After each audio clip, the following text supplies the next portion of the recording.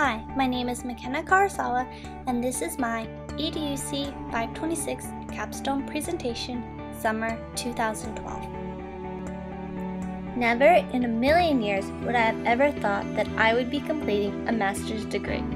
But with all the hard work and determination, and with the support of my family to continue my schooling, I can now say it has all been worth it. My educational journey began in 2006 when I graduated from Walnut High School. I always knew that I wanted to pursue a degree in teaching, but I also dreamed of playing basketball at the collegiate level. So I thought, why not do both? I decided to attend Glendale Community College. I went to school and was their starting point guard on their women's basketball team.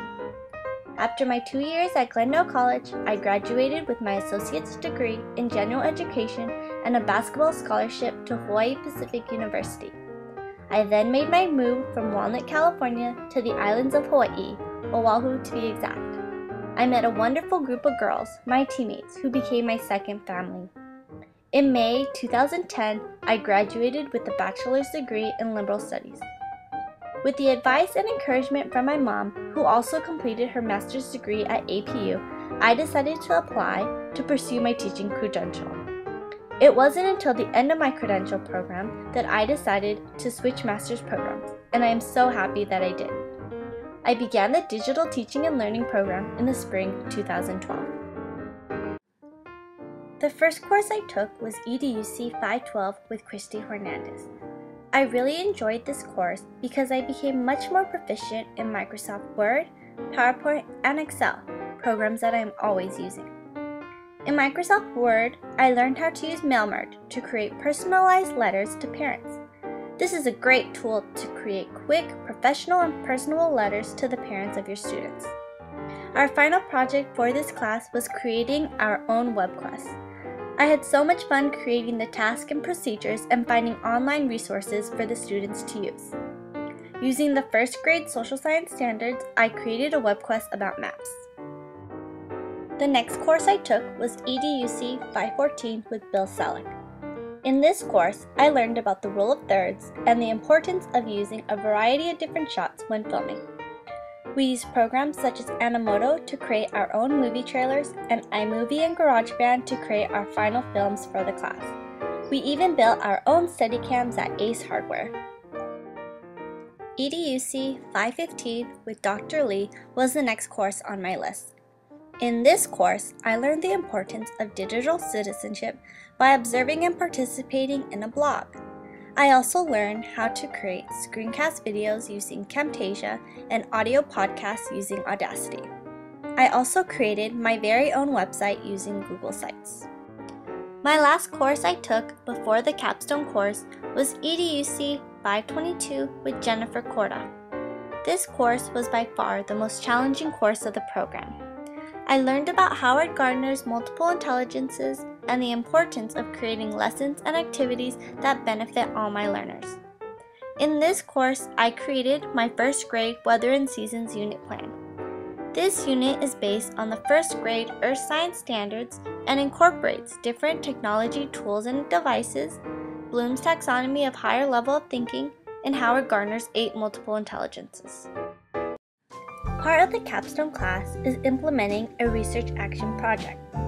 My problem statement for my action research project was, will exercising in the morning 5 days a week for 30 minutes give me more energy throughout the day?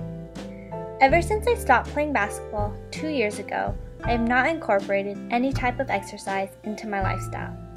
I spend the majority of my days working on and completing projects and assignments for my credential and master's program.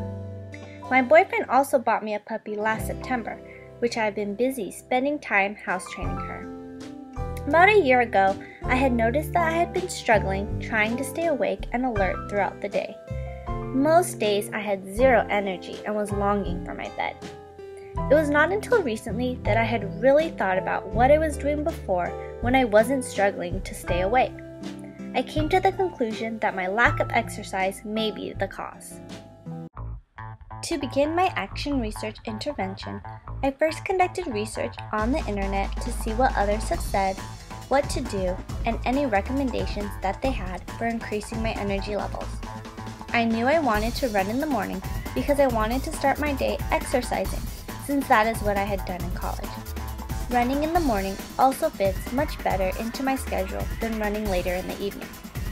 I had found on the Livestrong website that working out consistently in the mornings for 30 to 60 minutes would help increase my energy levels throughout the day. The website stated that the benefits of regular exercise will help the circulation of the heart and lungs, which in turn will provide the energy I would need to get through the day.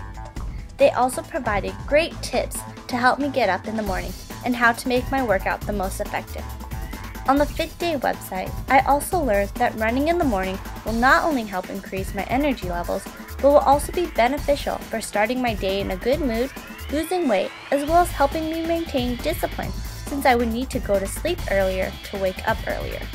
For 2 weeks, I rated my energy levels on a scale from 1 to 5, 1 being the least amount of energy and 5 having the most energy. Looking at my results, it was interesting to see how I had the least amount of energy at the beginning of the week and at the end of the week. The first week, my energy levels started low at the beginning, had the most energy on Wednesday, and then my energy levels went lower as I reached Friday. On week 2, my energy levels were much more consistent, although my lowest energy levels were on Monday and Friday. For my final project, I chose to create a 4-week unit plan on the weather and seasons for first grade. I chose to focus on this topic because weather is something that is important and affects our everyday decisions, helping us to decide things such as what clothes to wear, how it may affect our traveling time to get from place to place, and what to do when a disaster strikes. Through this unit, students will be able to identify and describe different types of weather, observe the effects of the sun and the water cycle, and learn and use the different tools to measure the weather. Students will also learn about the characteristics of each season and observe and record weather conditions over time to relate their data to seasonal trends. This unit uses the California State Standards, cognition, and technology that has helped me design a complete and engaging unit plan that meets the needs of all my learners. In my unit, students will have numerous opportunities to work collaboratively with their peers.